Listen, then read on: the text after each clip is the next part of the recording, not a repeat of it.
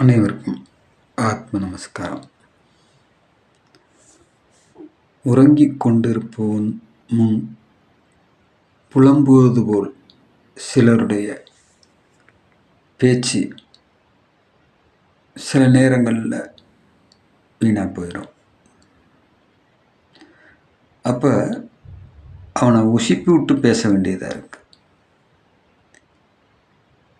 இன்னைக்கு மனிதனுடைய நிலை அப்படிதான் இருக்கு.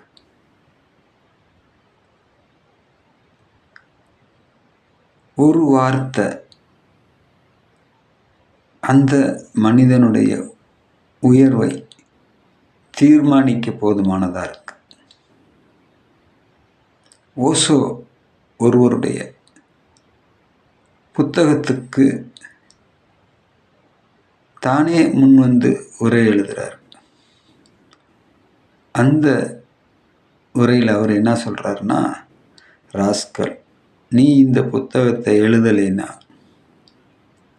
நான் எழுதியிருப்பேன் அப்படின்னு அந்த உரையில் அவர் சொல்றார். 600 புத்தகங்களுக்கு மேல் எழுதிய ஓஷோ அவர்கள் வேற ஒருவருடைய புத்தகத்துக்கு இப்படி உரை எழுதுறாரு அப்படின்னா,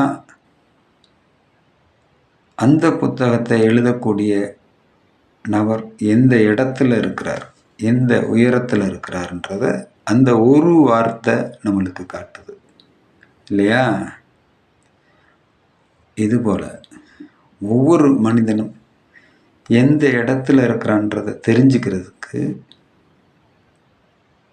ஒரு வார்த்தை போதும். அந்த ஒரு வார்த்தையை வச்சு நம்ம தெரிஞ்சுக்கிடலாம். இன்னொரு முக்கியமான விஷயம் என்னன்னா, பாம்பின் கால் பாம்பறியும்ன்ற மாதிரி அவன் என்ன பேசுறான்றத அறியறதுக்கு நாம அந்த உயரத்தில் இருந்தால் ரொம்ப சுலபமாக இருக்கும். நான் ஒரு முறை என்னுடைய தாயாரை தேவகோட்டையில் இருக்கக்கூடிய என்னுடைய ஆசிரமத்துக்கு மதுரையிலிருந்து பஸ்ஸில் கூட்டிகிட்டு போகிறேன். என் கூட ஒரு ஆசிரமத்தில் 2-3 நாள் தங்க வச்சுக்கிறணும் அப்படின்னு எனக்கு ஒரு ஆசை. அப்போ அவங்கள பேருந்தில் ஏற்றி நான் அழைச்சிட்டு போகும்போது 2 பேரும் பக்கத்து சீட்டில் உட்காந்து பயணிக்கும்போது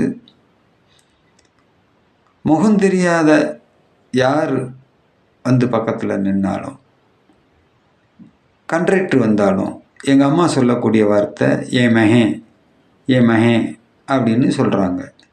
எனக்கு புரியலை, ஏன் முகம் தெரியாதவங்ககிட்டையெல்லாம் என் மகன் சொல்கிறாங்க அப்படின்னு எனக்கு புரியலை. அதுக்கப்புறம் நாளடைவில் அது சம்மந்தமாக நான் யோசித்து பார்க்கும்போது தான் புரியுது, நான் நரைச்ச தலையாயிட்டேன். அப்போ எங்கள் அம்மா கூட நான் உட்காந்துருக்கும்போது பார்க்குறவங்க எங்கள் அம்மாவை என்ன நினைப்பாங்க அப்படின்றத அவங்க நினைக்கிறாங்க. ஆஹா, என்ன இந்த அம்மா வேற ஒரு ஆளோட ஜோடியாக போய்கிட்டு இருக்காங்க அப்படின்னு மற்றவங்க நினைப்பாங்கன்றத எங்கள் அம்மா நினச்சிருக்காங்க. அதுக்காக தான் இந்த மாதிரி, ஏன்னா இந்த உலகம் பழி போட்டு பேசிடுறோம். நம்ம பழி போட்டு பேசுகிறவங்கள நம்ம ரொம்ப தப்பாக பேசுவோம். ஆனால் அப்படி பழி போட்டு பேசுகிறவங்களால தான் சில பேர் அந்த பயத்தில் தான் நெறியோடு வாழ்ந்துக்கிட்டு இருக்கிறாங்கன்றதையும் நம்ம கருத்தில் கொள்ள வேண்டியதாக இருக்குது. ஆக எங்கள் அம்மா சொன்ன அந்த வார்த்தையை நான் எந்த இடத்துல இருந்து புரிஞ்சுக்கிற முடியும் அப்படின்றது இருக்கு இல்லையா? அந்த புரிதல் நம்மளுக்கு வரணும்னா அவங்க இடத்துக்கு நம்ம போகணும். கேரக்டராக மாறினாதான் அந்த கேரக்டர் என்ன பேசுவான்றத நம்ம அதை வசனமாக எழுத முடியும், ஒரு கதை ஆசிரியரை போல. ஆக ஒரு வார்த்தை போதும். அவன் எந்த ஸ்டேஜில் இருக்கிறான், எந்த உயரத்தில் இருக்கிறான்றதை தெரிஞ்சுக்கிறதுக்கு. இப்போ பசியா பசியும், புசியா புசியும், அறியா பாமரன், சரியா உணவு. இது இன்னைக்கு இந்த டேட்டில் நம்ம எழுதின ஒரு வாசகம். அப்போ இதுக்குள்ளே என்ன இருக்குது? இந்த வாசகத்தை சொல்லக்கூடியவன் எந்த இடத்துல இருக்கான் அப்படின்னு அறியக்கூடியது, அறிய வேண்டியது நம்மளுடைய வளர்ச்சிக்கு உதவும். பசியா பசின்னா என்ன? எல்லாருக்கும் பசிக்குது, ஆனால் பசிக்காத ஒரு பசி இருக்கு. அது என்ன பசி? புசியா புசி, அதாவது உட்கொள்கிறோம், ஆனால் உட்கொள்ளாத ஒரு உணவை உட்கொள்கிறோம். இதை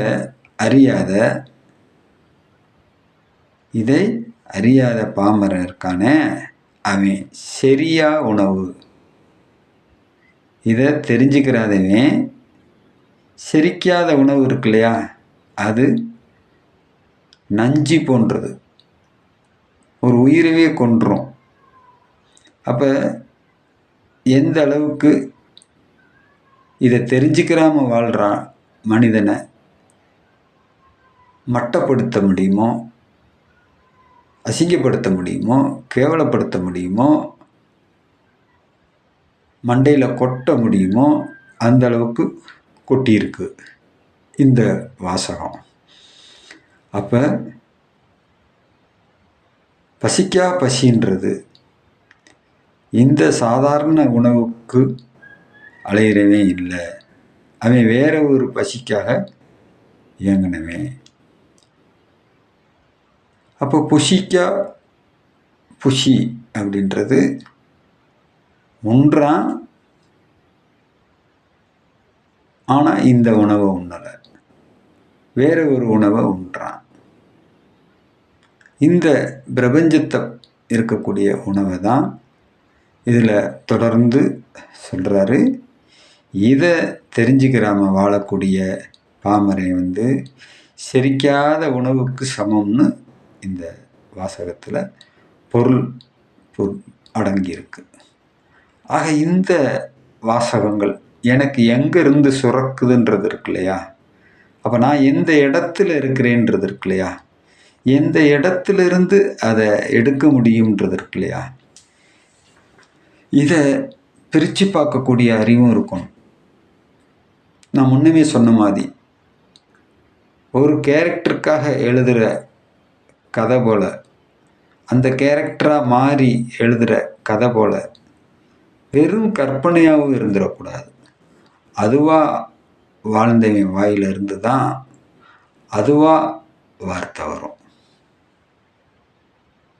அந்த சிகாகோ நகரத்தில் போய் சுவாமி விவேகானந்தர் பேசினார் இல்லையா, சகோதர சகோதரிகளே, அவருக்கு அது சாதாரண வார்த்தை. ஆனால் கீழ் நிலையில் இருக்கக்கூடியவனுக்கு அது உயர்வான வார்த்தையாக தெரிஞ்சிச்சு. அவருடைய நிலையிலிருந்து சாதாரணமாக பேசின ஒரு வாக்கியம், அவர் இதுக்காக மெனக்கெட்டு எடுக்கலை அந்த வார்த்தையை. அதுபோல் விஷயங்களை பிரித்து அறியக்கூடிய அறிவை அறிய வேண்டும். அறிவை அறிவால் அறிந்தவன் ஞானி என்று சொல்லக்கூடிய வார்த்தையினுடைய பொருள் இதுதான். ஆத்ம நமஸ்காரம்.